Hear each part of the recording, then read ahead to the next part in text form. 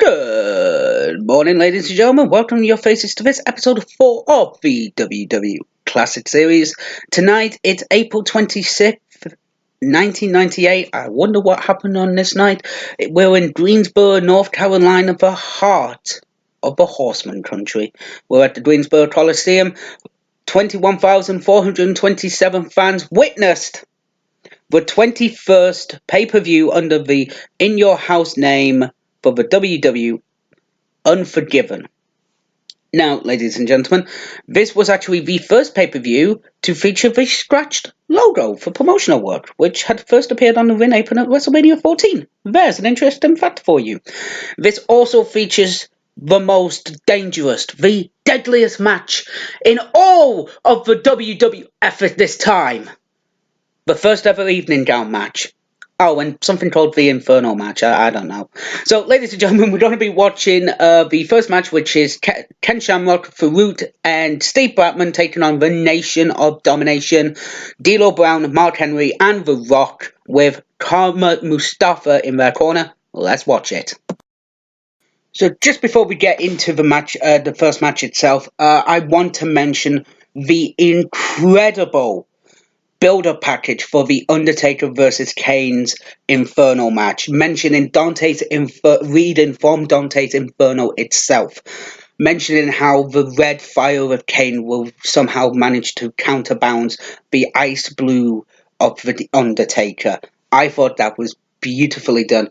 And ladies and gentlemen, for the first time in this series, no Vince McMahon on commentary. We've got the good old classic JR, Jim Ross, and the king, Jerry Lawler. And this time, JR is face and Jerry is heel. What a beautiful combination. The only commentary team to rival this would be Gorilla Monsoon and Bobby Heenan, or Jesse Ventura with Gorilla.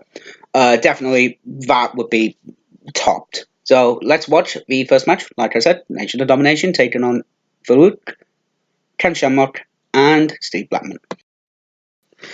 So we're just into the match. I've just paused it for a few minutes because I just want to talk about the different stylings in this match, because you've got Ken Shamrock, who's a submission artist. You've got Steve Blackman, who knows martial arts. You've got Farouk, who's basically just a powerhouse.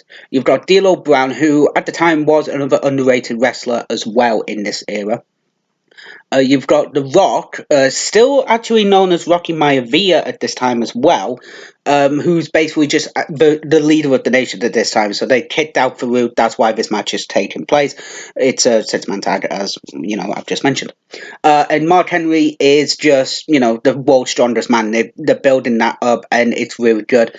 Just a little bit more history going further into the time. D'Lo Brown and Mark Henry would carry on teaming for a little bit longer. The Rock would become the WWE champion coming up soon. Farouk would actually team with Bradshaw, who would be better known as JBL now, to form the Acolytes and the APA. Ken Shamrock would go on to feud with Steve Blackman and over the Intercontinental title a couple of times. Both men would hold that. Steve Blackman would also go and hold the Hardcore title as well. Mark Henry would go on to win the World Heavyweight title, the ECW title, again going on further into the line. And Karma Mustafa, who is ringside for the managers, as a manager, would go on to become the Godfather, and quite possibly would go on to become one of the worst groups in the WWE at the time, the Right to Censor, as the Good Father. Screw that, I'm never going to be watching a Right to Censor match. Let's carry on watching the match. So the match has just happened. So D'Lo began the six-man tag with Steve Blackman with a very, very nice snap suplex. So basically, takes control. So Steve reverses it to allow Blackman to take control, and ends up with Farouk being in the ring, scoop slamming Brown, and then literally whipping taking his belt off and whipping Brown, basically like a government meal. Very, very, very slow. Rock was complaining, preventing him from seeing the lethal weapon, i.e. The psychology and the storytelling in the match about how Varut wants to get his hands on the Rock was very well executed on both men. So this leads up to Rock, basically Mark Henry going into the ring to begin the slow, heavy beat down on, I think it was for Steve Blackman. The Rock comes in, and Brown's high-flying maneuvers come in to dominate Blackman as well, with Rock landing a people's elbow as well. The match would turn after Brown missed the moonsault onto Steve to Blackman, allowing him to tag in Farouk, and then tag in Rock and have them all stop fighting back on the ground. It was Ken Shamrock with D'Lo Brown and Farouk, with Common Mustafa, and Mark Henry and Steve Blackman were off to the side a little bit where the commentators were. So Farouk reversed the, so basically the end of the match was Farouk reversed the DDT attempt into his Dominator to win the match. So we're gonna watch the next match, which I don't know what it is, so we'll find out. So we've just seen a promo from Stone Cold Steve Austin basically coming out and telling the official timekeeper to call the match down the middle regardless of what Vince McMahon tells him to do. So that's actually quite good psychology, because last week, the last episode of Raw, Vince told the timekeeper to win the bell, referencing the infamous match, ladies and gentlemen. So let's get to the next match, which I don't know what it is. Austin's over. I'll carry on this. It is Austin versus Dude Love for the title tonight. I'm looking forward to that match. So let's have a look on what the next match is going to be. There's a cage coming down. Let's find out. So the next match, ladies and gentlemen, is Triple H versus Owen Hart for the European Championship. So this is leading into China being locked in a shark cage, because last month at WrestleMania 13, she got involved with the match between Owen Hart and Triple H for the European title. She was handcuffed to Commissioner Slaughter, threw powder in, dodged a couple of hits from from Owen, and then low blowed him for Hunter to get the pedigree and the win. So this match, China will be in the shark cage, and I'm actually looking forward to this match. DX are over as hell. I can already tell you right now, DX are over. I can see the crowd cheering and shouting, so I can only imagine that. So let's watch the match. So I just watched the Triple H Owen Hart match. Really good match. So China is caged, and she's suspended 20 feet above the ring. It was a really good back and forth match. The one thing that I didn't like, Owen Hart attacked Triple H from behind, and fought him up the ramp and back to the ring before the match started. I thought that should have been Hunter, not Owen, but I digress. So basically, the cage is ascended up 20 feet. Hunter's managed to fight back using a flying knee whilst Hunter was running. He slows the match down with a suplex with an inverted backbreaker, which I thought was beautiful. Sleeper hold. Just to relax. Hunter, JR saying that Hunter's not used that before. So somehow China managed to get out of the ring, bend the bars, and was still hanging from the cage. But Road Dogg at the controls lowered the cage. She gets involved. Somehow tries to get involved. Doesn't happen. Helmsley is in the sharpshooter from Owen whilst this is all going on. Slaughter appears with a number of referees to escort China back to the ring. Owen uses the pedigree on Hunter, but then unfortunately Edge-Pac gets in the ring, hits Hart with a fire extinguisher for Triple H to win the match. It didn't need that finish. I thought maybe a roll up or something like that would have worked, but not too bad. So next up, we will see what's up next. So we've just seen the unscheduled NWA match between the New Midnight Express and the Rock and Roll Express. Now, I enjoyed the New Midnight Express, I should say. I did enjoy this match. I thought it was actually a very, very good story, replaying on the history of the Midnight Express and the Rock and Roll Express. The Midnight Express is both Audacious Bart and Bombastic Bob. Bob would turn into Bob Holly, who would turn into Hardcore Holly.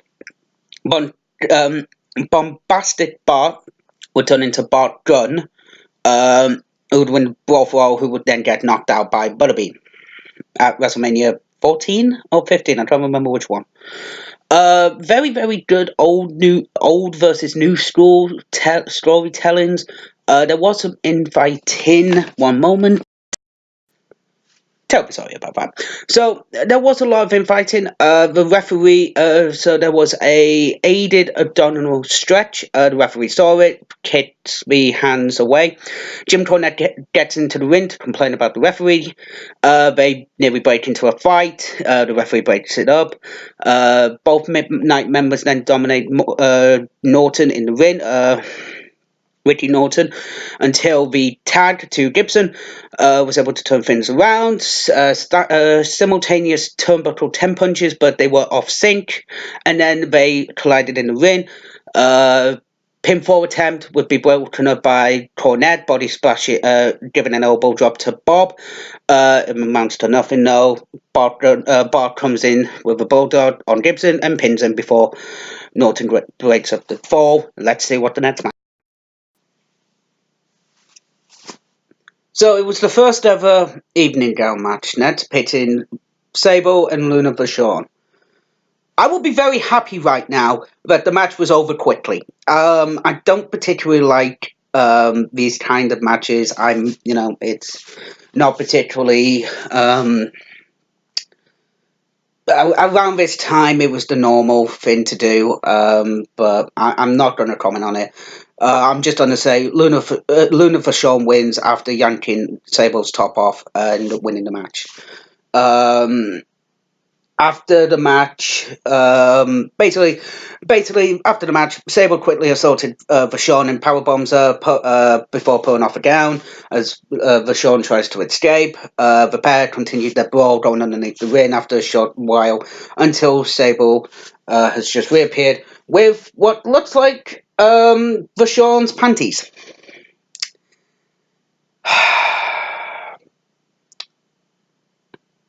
I'm going to have a cup of coffee and then I'm going to watch the next match. So we've just had the WWF Tag Team title match of New Age Outlaw versus LOD 2000 with Sunny in their corner. Good backwards and forwards match in this title match. A lot of furious clotheslines, a lot of stiff clothesline. The New Age Outlaw targeting the knee of Animal, which is very, very good. Again, psychology, but again, Animal not bloody selling it as much as I wanted. So the end of the match was Hawk uses a German suplex pin, but the 3 count happens, everybody cheers, but the Outlaws are announced as the winners because the referee was actually counting Hawk. The problem was one of the shoulders was down, the other one was up. Because, so basically he had one shoulder on the mat and one shoulder up to count the pinfall, but the referee only saw the shoulder that was down, which is okay, but yeah. And then LOD attacked the referee, Hawk clotheslines the referee, and then they deliver a doomsday device onto a poor referee. Terrible, again, another good match. Oh, sweet Jubilees. We've got Tennessee Lee. So we've got a concert from Jeff Jarrett. However, we're going to be skipping that and going straight to The Undertaker versus Kane in the Inferno match. So we've just seen the promo for the Undertaker versus Kane Inferno match. I forgot how good and how, in a way, personal this match got. Paul Bearer mentioning the The Undertaker's parents, naturally, because they're brothers, damning them to hell and stuff like this, using different ways of different mental tactics to gain the upper hand between the two of them. I thought it was really, really good. And this Inferno match is that, well, would not be the culmination, but what we thought would be the culmination of this feud. Kane's coming to the ring now, so I'm watching that quickly. What did I personally think of this feud? This was one of the best feuds when I first got into wrestling. Many of my friends were telling me about the Undertaker versus Kane Inferno match.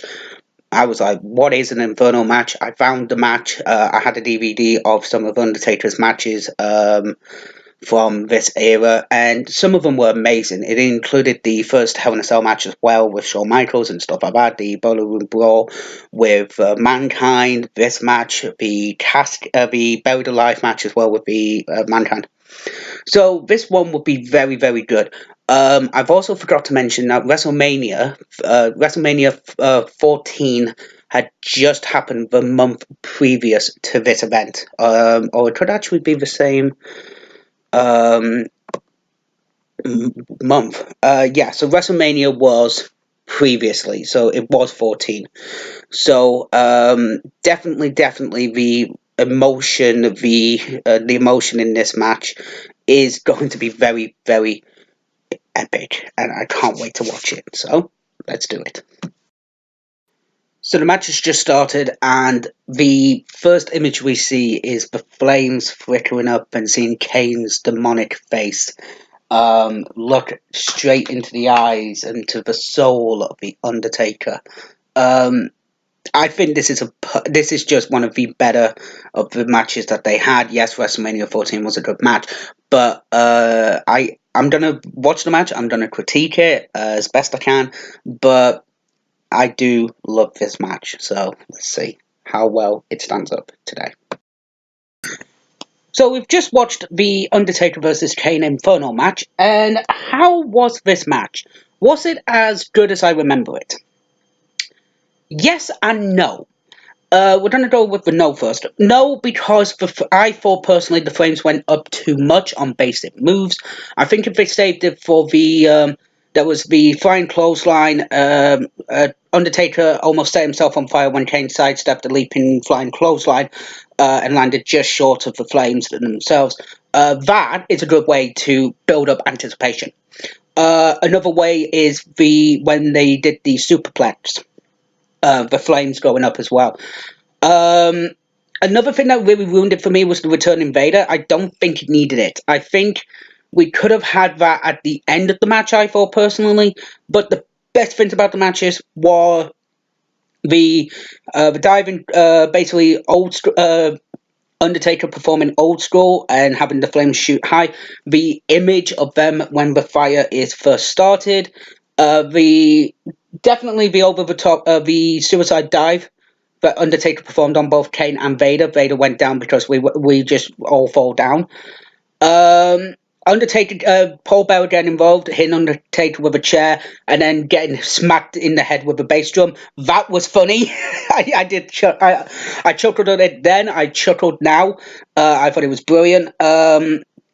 I think the match was a little bit weaker because of the big boot. I thought maybe something could have been a bit more, maybe a clothesline a little bit further. But at the end of the day, and also seeing The Undertaker in the ring by himself and the flames shooting up around him, I thought that was a really great way to end the match. Definitely, as I remember it, I thought it was an amazing matchup. The suicide dive was just perfect, was perfection. I think as soon as Undertaker's feet were away from the flames, they went up, and I thought that just added to the perfectionist. I will talk about the concert that happened as well, so then I'm not leaving anything out. So Tennessee Lee appeared on stage. to introduce Sawyer Brown, who performed the backing vocals to their song Some Girls Do with Jeff Jarrett. After the song's finished, Steve Batman jumps onto the band stage and kicks down Jarrett, but Lee saves him with one of the worst guitar shots I've ever seen, and Jarrett puts him in a figure four, and that's how we end it. So now it's time for the WWF Championship match between Stone Cold Steve Austin and Dude Love. Let's watch the build-up package. So we've just seen the WWF Championship match between Stone Cold Steve Austin and Dude Love. Started off with Dude Love attacking Austin from behind, and then Austin being able to reverse that into a Lou Fest press. Dude Love walks up to the stage, walks away from the walks up the walkway, but Austin is able to catch him up with a running clothesline.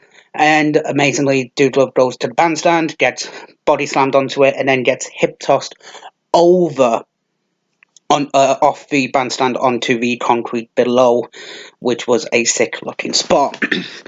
So a little bit more action from there. Love is finally managing to subdue Austin, catching him staggering off the turnbuckle with a bulldog, and then elbow drop. Austin is recovered.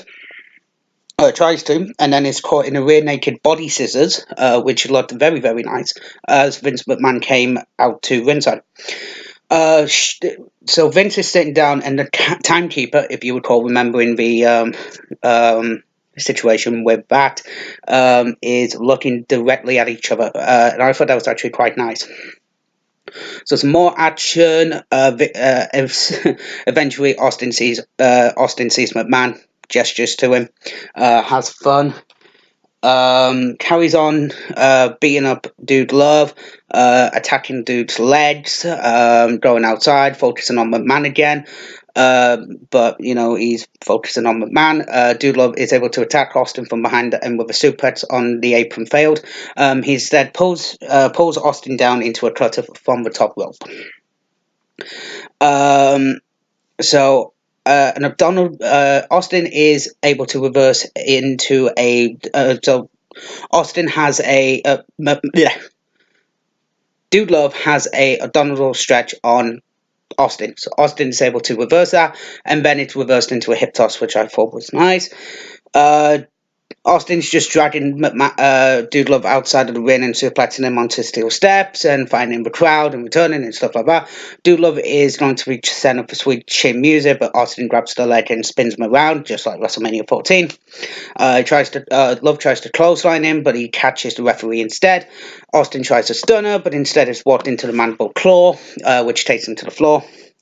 And then Vince McMahon is trying to help Dude Love rolls out. McMahon's trying to lift off Dude Love up, but Austin swings and hits McMahon before throwing Love into the ring and catching him with a stunner and counting his own pinfall. And then Joe Busto informs Howard Finkel that Austin has been disqualified, and Dude Love wins the match, but is not the champion, whilst the medics are attending to McMahon. The fans hate McMahon. They think that he's a jackass. They hate Mankind as well. Dude Love. This is the very first time that I think all three of this is the second of the incarnations of Mick Foley getting a title shot. First one was Mankind back in Revenge of the Taker in Your House 14, and then I think it would take until Cactus Jack in No Way Out. Just before the No Way Out 2000, I want to say. Just before WrestleMania 2000. So it would take a couple more years before Cactus Jack would get a title shot. What do I think of the show? The opening match was good. The Triple Head Owen Hart match was great. The new Midnight Express and the Rock and Roll Express was a great tag team match. I thought it was really, really good. The only match that lets us down is Luna Vachon and Sable. I think my expression speaks for itself. It was a terrible match. The New Age Outlaws defeating LOD 2000. That was a good match as well. Bar the shady finish. Undertaker defeating Kane in an Inferno match, one of the best matches. I think Yeah, I'm gonna call it best match of the night was the Inferno match. For the way of the storytelling and the hyping of it, and just Jerry the King Lawler and Jim Ross just being able to let it flow naturally with them. Austin, do love an Austin. I mean, the two are awesome, but a disqualification in a title match, not good. I didn't like it, so if I had to, I would give it an A minus. The entire thing, the entire reason why it's getting an A minus is because of the Luna Vachon Sable match. Fucking awful, bloody terrible, just did not work, guys. So I'm going to head off, guys. Thank you so much for watching this video, and I think we're going to go to 1992 for the next video. Just I'll wait and see.